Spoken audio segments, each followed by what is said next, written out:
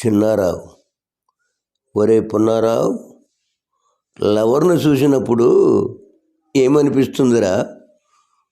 పున్నారావు, లవర్ను చూస్తే అంతా ఇంత ఆనందం కాదురా, ఎన్ని యుగాలైనా మాట్లాడాలనిపిస్తుంది.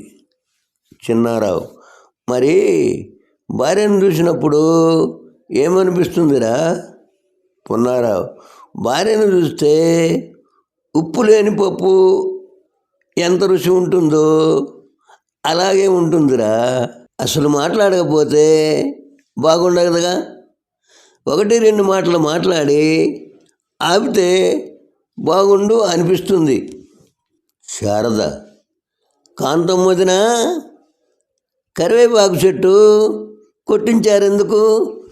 కాంతమ్మ, కొట్టించడానికి చాలా కారణాలు ఉన్నాయిలే వదిన.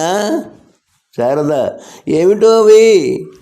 కాంతమ్మ, ఏళ్లాపాల లేకుండా మా బజార్లో జనం కాలింగ్ బెల్ నొక్కటం, కాంతక్క ఇంత కరివేపాకు కోసుకోమంటావా అని అడిగి కొమ్మలు విరిచేయటం. శారద, పోనీ నీవే కోసి ఇవ్వకపోయావా? కాంతమ్మ, ఆ పని కూడా చేశాను వదినా. నీవు కోసిస్తే మరి ఇంతేనా అంటున్నారు. మీరే కోసుకోండి అంటే వాళ్ళ బంధువులు కూడా పట్టుకుపోతున్నారు. శారద, దీనికే ఎవరు చెట్టు కొట్టేయరు, ఏదో మీకు నచ్చనిది ఉందని నా అనుమానం.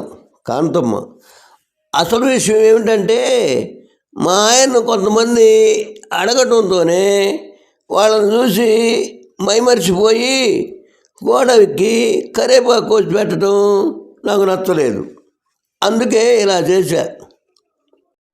భార్య, ఏమండి బయటికి వెళ్దామా? భర్త, ఎక్కడికి అంటున్నా? భార్య, బీచ్కి వెళ్దామండి. భర్త, బీచ్కి ఎన్నోసార్లు వెళ్ళాం, కొత్తదేమి లేదుగా. భార్య, హోటల్కి వెళ్ళి ఏదైనా తిందామా? భర్త, హోటల్ ఫుడ్ పడటం లేదు. భార్య, పోనీ పార్కుకి. భర్త, అక్కడ పోగిరిగాళ్ళు ఉంటారు. భార్య, గుడికి వెళ్దామా? భర్త, జనం బాగా ఉంటారు, తొక్కిసలాట జరగచ్చు. భార్య, మరి షాపింగ్కి? భర్త, అనవసరంగా డబ్బులు వేస్ట్. భార్య, సినిమాకి? భర్త, ఇంత లేటుగా వెళ్తే టికెట్లు దొరకవు. భార్య, ఎక్కడికి వద్దులేండి, టీవీలో కక్కుర్తి మొగుడా పీనాసి మొగుడా సీరియల్స్ వస్తున్నాయి, అది చూసి సంతోషిస్తా.